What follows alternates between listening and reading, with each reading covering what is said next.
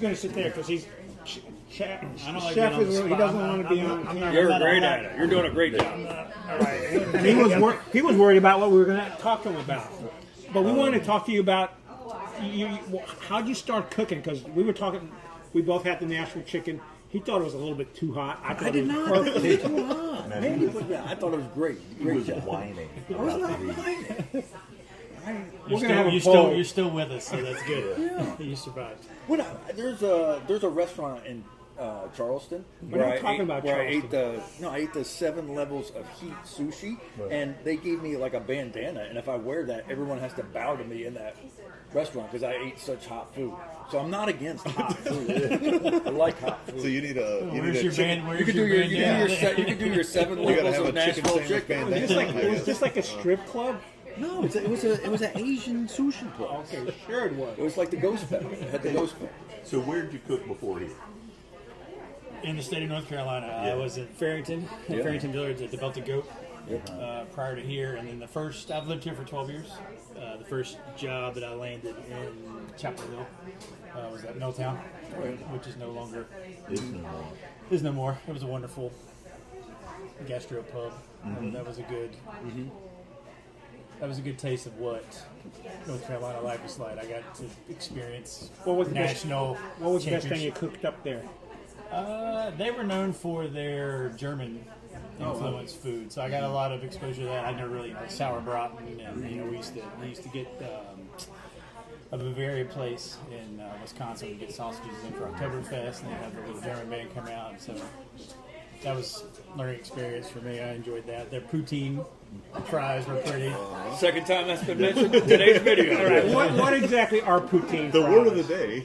For people who don't know, what exactly are poutine fries? It's a food coma on a plate, pretty much. It's French fries smothered in gravy and cheese curds. What kind of gravy? Savory gravy, mushroom gravy, beef-based gravy, chicken velouté gravy. I mean, there's several versions of it. All right, I thought poutine was that banana you had to cook. That's a That's a plantain. plantain. I'm taking your bandana away from you. You're Cutting up across circulation. from the cradle. Who's the most famous musician that you cooked for while you were at Miltown? That came in, let's see. Well, I got some guys that I knew I got to cook for. They were buddies of mine. Chuck Reagan, he's from out west. He's kind of more. But the Melvins would come in. They never came in for dinner, but you would see him walking around town. That hair is pretty. Right. You just see that hairdo walking around town. Did Frank Heath ever talk to you when he was there? You don't know who Frank is? Frank owns the cradle. Oh, Frank would come in. And he doesn't talk to anyone. No, yeah, he's a recluse. Right. Yeah. I've known Frank He liked the Miltown salad, actually. 53 years. And he said 10 words to anyone, not just me, to everyone combined. That's Frank. Right? So after you worked there, what was your next stop? Miltown, I moved over I got closer to Pittsboro, which has always been my goal. I've always wanted to work here in town. And I ended up working for R.B. Fitch over in Fearrington Village. He's a wonderful human being to work for. So I left there wanting to take the risk, following the dream of wanting to be a part of something from the ground up, which is what this concept was. But it was definitely a very healthy working environment. I miss that environment. The village is a pretty special place. I actually had a lady in today that was there this past weekend too. And everybody speaks highly of Fearrington Village. And when someone says fine dining to you, what's that mean to you? To me, having done it for a long time, it's I'm trying to get away from fine dining. That's what I kind of. You're gonna have to stop coming here. Well, I mean, fine dining to an extent it's a price point, in my opinion. It's an experience for sure. It's not something you do any night. You don't just pick up and go. You make a reservation, you make plans. It's an event, it's an anniversary, it's a gathering, it's a birthday, something special like that. So I mean, it's a special occasion kind of atmosphere. Well, I think you should take it as a compliment as to what Greg had to say about your establishment here. You told us all. I said it's the best fine dining lunch you'll find in Pittsboro. As far as I know, there's not another. If there is, I apologize. I am an old man. But he still thinks it's good. He's not saying it's not like it's not like the best water slide in Pittsburgh. And we did Valentine's night here this year in February, and that was a spectacular meal that they had for Valentine's. Was it romantic? Yes, it was. It was. Did your wife agree with that statement? Yes. I mean, she wished she was with someone else, I'm sure, but it was as good as it could be since she had to be there with me. She's come back in with him. After That's that, true. it wasn't like They have really good did you have cocktails poutine here too. No poutine. Good tacos, too? No, Not a cocktails. cocktail here. Oh, cocktail. Yeah, they're really interesting, good cocktails. We should have done that. Well, I don't know if they have it. Some of us have to work still. How'd you come up with your daily specials? It depends. I working with vendors and working with farmers, whatever happens to be. And I try to have a relationship with the farmers that they've got something that maybe they have in short supply, or something they weren't able to offload at the market, or something that they have a small quantity of, because I can run it for a day or two. So sometimes that is the inspiration for Is that it. whole And then farm to table a goal? Is that something that's in the back of your mind, or it's just? Well, I mean, just being. The whole genesis of me wanting to be here is I live a couple blocks away. I enjoy the idea of being ingrained in this little community. It's been fun living here. I mean, in the past 12 years, the transformation it's had, and it's still ongoing. So it's more about just having a relationship with the community, and then the closer it is to the restaurant, the better. Right. Yeah. It sounds like you have more control over what the menu choices are here than you did at Fearrington. Would that be a correct statement? Yes. And that was part of the Collaboration. attraction to want to be a part of the collaboration and be able to have my say so. I mean, I had some freedom there, but there's always a thing. Okay, a place that's been around for say as long as that place has. If you get pigeonholed too much, you get what happens to be like mainstay items. So it's kind of a catch-22. You can rotate the menu and keep people that are into that sort of thing intrigued, and they come because things change, or you establish what I call mainstays, or things that are on the menu, and then once you become that, you can't change the menu ever because people are in an uproar. What happened to the chicken salad? I What would happened say to The poutine. and that was that was basically the Belted Goat. I mean, everything there was a classic. You couldn't change it because that community. I mean, they all live right there on top of the staff. You had a demographic that Yeah. might have been a little bit more resilient to change in Fearrington than you do here. How often have you changed the main menu here since you opened? We try to change it seasonally. That's kind of our focus. So we're swinging into fall now, so we'll be looking into doing that stuff. I'll probably change some of the dinner menu options first, and then lunch. I mean, lunch is it kind of becomes the classic things: burgers and handheld sandwiches and salads and stuff Best like smash burgers. Yeah, I haven't had that. You've had that? That's good. That was my first introduction. You're doing them at the pop-up park. You were selling the smash burgers before you opened, I think. Yep. Does smash burger mean the onion? And is that what? Okay. It's the style of. Okay, the style of Physically it. I thought the smash smashing. burger I was did out a west. video of him. He made smash burgers in Northwood, and we sold out of those smash burgers. I forget how many Before pounds. halftime. It was before halftime. Yeah, it was before halftime. People were like, "Oh wow, this is great." Yeah, Speaking the smell. I mean, that was part of the ambiance. Yeah, As they're walking they were by. walking They're in, walking just by it. They smell want to him. buy a smash burger before they go in to see the game. I mean, that was a great success. What are 2 or 3 of the things that you put together here that you've been like really proud of, or maybe something you put together that people go like, "Wow, this is awesome," and it's not something I've ever had in Pittsboro. It could be more than one thing. More than one thing. Yeah, Well, 2 or I 3 think things.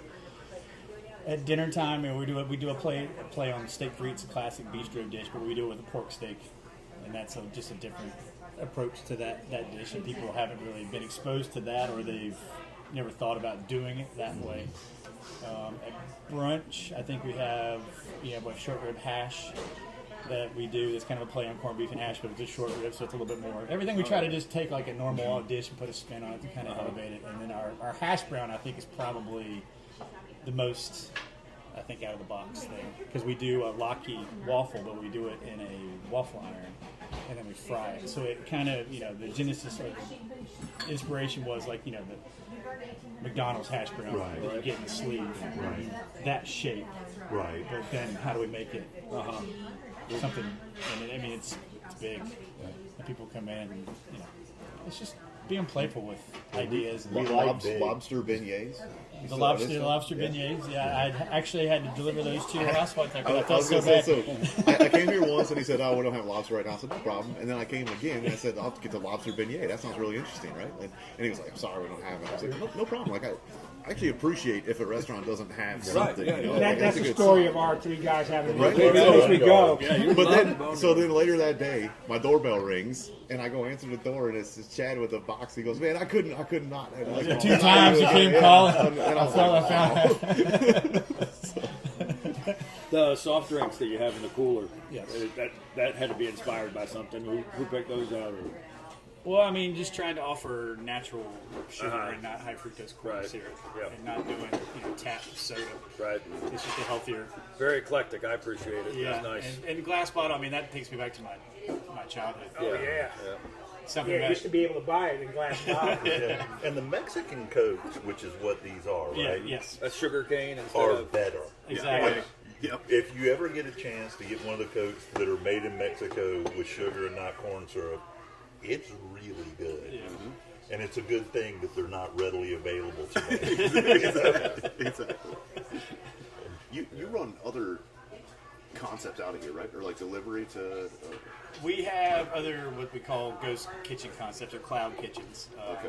It was an idea that I guess was created during COVID when restaurants couldn't have people in per se. So we have a couple. They're basic concepts. It's Italian food and fried chicken and chicken wings and stuff like that. But it's only available via DoorDash.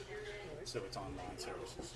We're going through a fake false week this week where it's nice and cool. And you said you change your menus seasonally. Can you kind of give us an idea what's coming up for the fall, or have you not thought that far ahead? Thinking a little bit ahead. Yeah, I've got I just got my hands on some tomahawk pork chops. Ooh, okay. Which, big, And for big people who pork don't chops. know what tomahawk pork chops are, what are they? It's got they leave the bone on it, so I mean it's a big. So you can meat like a tomahawk. Yeah. So it's a lower. I mean it's more of a wow factor. It's a giant, enormous piece of pork. It's about a pound of a chop. So I mean something people could share, or somebody with a large appetite. could Yeah, come in. Greg's already putting that down. Yeah, we're going for that. 2 of those to go. Yeah. But we'll get into butternut squash. I got some of that in this week, and probably make soup out of that first. Oh wow. And then we'll just see how it goes with the farmers. We do have a relationship with In Good Heart Farms, and Ben's got pears already, and apples are starting to come in. So we'll start playing around with that stuff as it comes in. What kind of produce would you like to see farmers around here make that you haven't seen? I think they do a pretty good job with the climate of what they had to deal with. I mean, I think I enjoy the concepts that they do, the CSAs, where they share with the community, and they try to just do. It's like seems like they just kind of cater to staple items, stuff that is a safe bet for them. I mean, it'd be an interesting relationship to establish where somebody would give you a certain acreage of their farm and say, "Hey, grow me some of these potatoes, and I'll buy them." That's kind of the goal, I think, as far as. I'll totally do that. 100%. Yeah, it'd be fun. It'd be fun to do something like that. Yeah. What In would the you like to spring, see? we gotta do it. What would you We'll like to see growing in that acreage? What might you I want mean, to see? I guess we'll have to see. I might want something that probably can't I was part of grow in this CSA. climate. Papayas. We're trying to pay for avocados. They did a lot of heirloom vegetables, so they had heirloom tomatoes, or they had purple cherry tomatoes, or they had some purple okra. I mean, they were doing lots of different stuff that you just don't see in a grocery store very often or whatever. Yeah. I wish people would do more of that. That was one of the most fun CSAs I've ever been a part of. I like that they kind of push you on some other right. stuff. Too. Well, it's yeah. like it's staples, they're just but throwing in throw there. in some- You're trying to yeah. see. You paid $50 for the box. You're going to eat everything that's in the box, and you don't know what it is. And then look it up, try a different recipe, whatever. It's fun. Yeah. Fun. Cool. Anything else before we wrap it up? Because He's overtime. you're running over. And I tell everybody, and I mentioned this to Kyle already, I do not edit, so I do cut things up because usually I find folks like to watch things in 20-minute segments. One of the things we didn't mention that was on the list is we have a lot of men that watch this, but we also have women starting to watch this. So Yeah, you're going to be blown away by how many requests for autographs you have now. Carry a marker with you. I have one right here. Keep it around. But no, what I'll probably do Sign it if for your food If I portion can be the will, first one. your food portion will probably make a separate thing, and I'll write up a quick little story in that. But we do appreciate you. We had a great time today. Yeah, Thank well you so done. much Well for coming. done. We appreciate it as a small business. We appreciate you guys giving us the We plug. appreciate you guys. Okay, so West End here in Pittsboro, your days and hours of operation are 10 a.m. to 8 p.m. Wednesday through Sunday. okay, Wednesday through Sunday. So don't show up on Monday or Tuesday. Don't go to Chick-fil-A on Sundays. But that's the times you need to come here. And we want to thank our mayor, Kyle Shipp, who paid for his own meal. So there's no favors going back and When forth. are you guys open? 24/7. Yeah, he's got cops knocking on his door. And then you got Greg Stafford, who, just remember, he's offered to give up some acreage. So we're going to be... Yeah, well, We'll have a segment next in the field. Absolutely. We'll roast Oh, them. you guys in the field? I can see in the field. Greg, can you be in the I'm in field? the field every day. Every day. All He's day. got a tractor. Yes, I do, and it's air conditioned. But no, folks, thank you for watching again. Come out to the West End. We've enjoyed our meal here. We appreciate Chef Chad coming out to talk to us. We appreciate our TikTok influencer getting a picture of us all together. And, actually, give me the camera for a second. Can I have you take another picture of all of us, including the chef? You're not in the witness protection program or anything, are you? Yes, sir. Oh, fix it. If it has to be on one, just put it on one. I got you guys. You got me. A You got little us. too close. A little too close. It's all right. We're pretending like we like each other. That is beautiful. Thank you. You're the best. Let's roll. I'm assuming because this is in a jar, you can't get one of these to go. You bring the jar back.